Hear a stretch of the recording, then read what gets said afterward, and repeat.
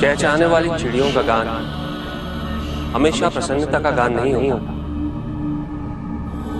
दुख, पीड़ा और मोह ये सब अलग नहीं, एक समान। तुम्हारा मोह ही तुम्हारा दुख और तुम्हारे मोह का त्याग तुम्हें पूर्ण रूप से सुखी कर सकता है।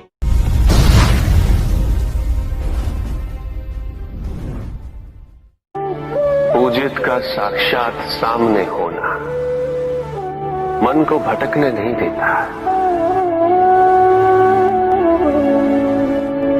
किंतु जो सच्चे भक्त हैं भगवान तो उनके मन में, उनके हृदय में निवास करते हैं। जिनके हृदय में श्रद्धा है उनके लिए पूजा करने हेतु अपने आराध्य का साक्षात सामने होना अनिवार्य नहीं।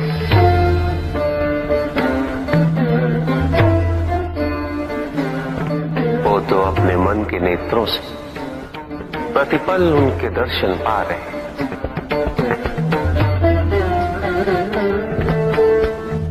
उनकी प्रत्येक अनुभूति में भगवान है।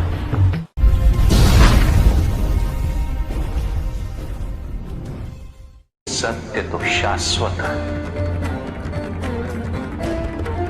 सत्य ही संसार में संतुष्टि और सुख का माध्यम। जो सत्य से विमुख हो वो सदैव दुखी रहता है। जिसने भ्रम का मार्ग अपना वो आजीवन ढूंढता रहता है, किंतु विडंबना यही कि उसे ये ज्ञात ही नहीं कि वो ढूंढ क्या रहा है। सत्य तो यही कि तुम एक दैव्य अंश हो।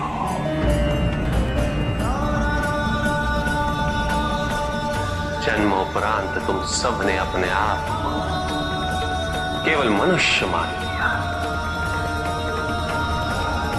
और यही विस्मरण तुम्हारे कष्टों का कारण है। तुमने अपने शरीर को ही सत्य माना। लोभ, भय, शंका, असुरक्षा, छल इन सब को अपने जीवन का आधार बना लिया।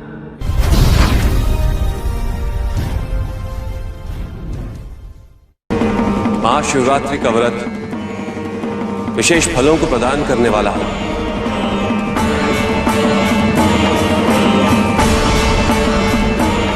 इस व्रत को रखने से पुरुषों की सारी मनोकामनाएं पूरी हुई।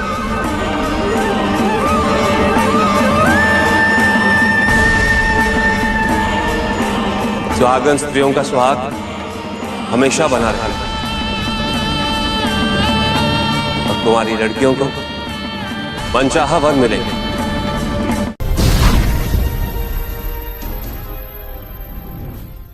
पुत्र और पुत्री में भेद करना उचित नहीं,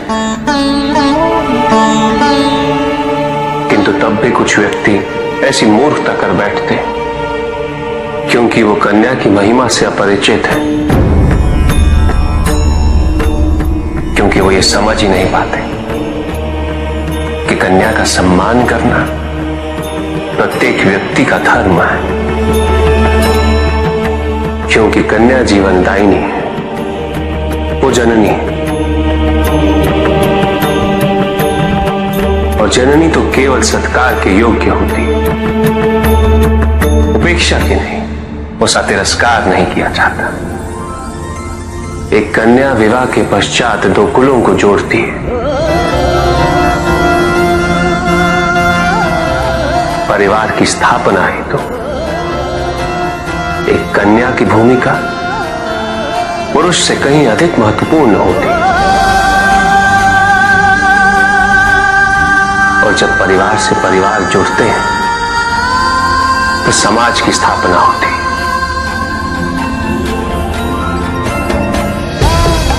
पुत्री को परिवार में, समाज में वही स्थान मिलना चाहिए वही अधिकार प्राप्त होना चाहिए जो एक पुत्र को प्राप्त होते हैं।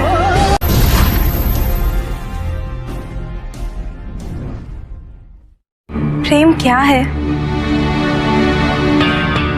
बताइए महादेव, कृपया बताएं कि प्रेम का रहस्य क्या है? क्या है इसका वास्तविक स्वरूप? क्या है इसका भविष्य? प्रेम क्या है ये तुम पूछ रही हो पार्वती? प्रेम का रहस्य क्या है? प्रेम का स्वरूप क्या है?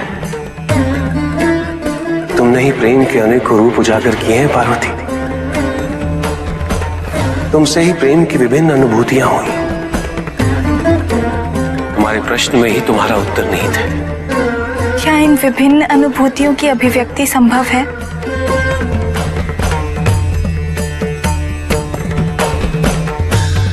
सती के रूप में जब तुम अपने प्राण त्याग मुझसे दूर चली गई,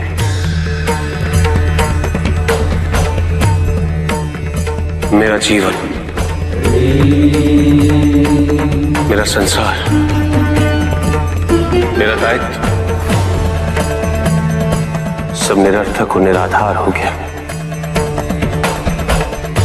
मेरे नेत्रों से अश्रुओं की धाराएं बहने लगी।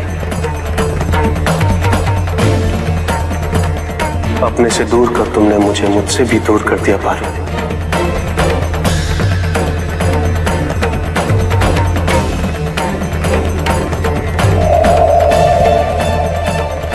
यही तो प्रेम है पार्वती। तुम्हारे अभाव में मेरे अधूरेपन की अति से इस सृष्टि का पूर्ण हो जाना, यही प्रेम है। तुम्हारे और मेरे पुनः मिलन करवाने हेतु इस समस्त ब्रह्मांड का हर संभव प्रयास करना, हर संभव षड्यंत्र रचना।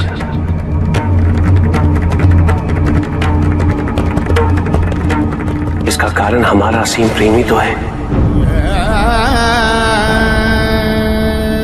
तुम्हारा पार्वती के रूप में पुनः जन्म लेकर मेरे एकाकीपन और मुझे मेरे वैराग्य से बाहर निकलने के लिए विवश करना और मेरा विवश हो जाना, ये प्रेम ही तो है।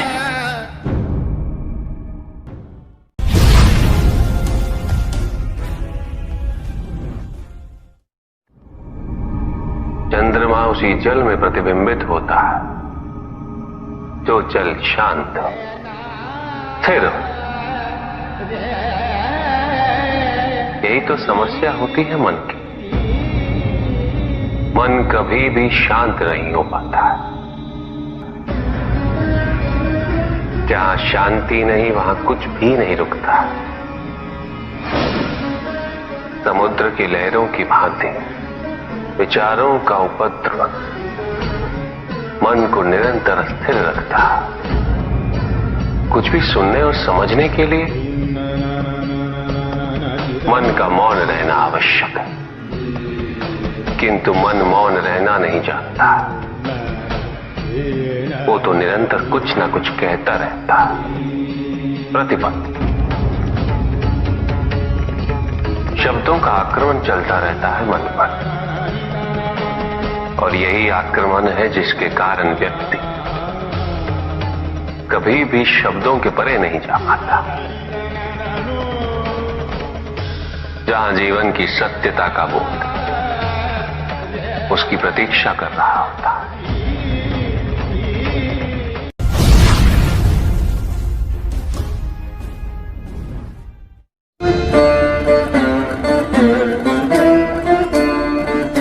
मैं वो हूं जो नहीं है,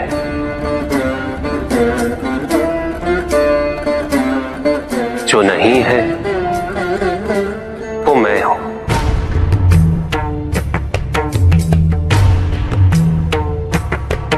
चिरकाल तक सभी को यह स्मरण रहे, जब आप में श्वास है तो मैं आप में हूं। देव देव महादेव शिवा, देव देव। और जिस क्षण आप में श्वास नहीं, तब आप मुझ पे। देव शिवा देव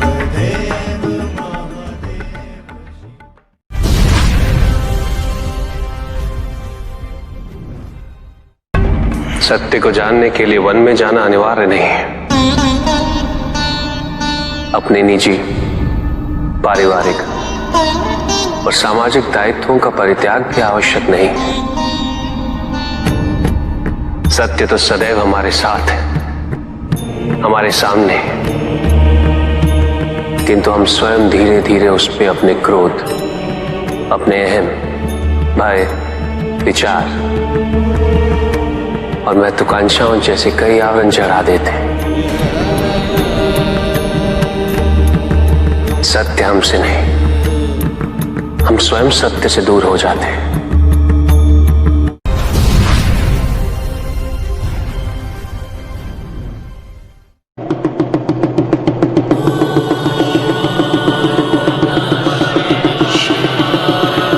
जहां न अमृत, न विष, न सुख, न दुख, न स्वर्ग, न नरक, वही परम आनंद है। उसी परम आनंद तक की यात्रा है तुम्हारी।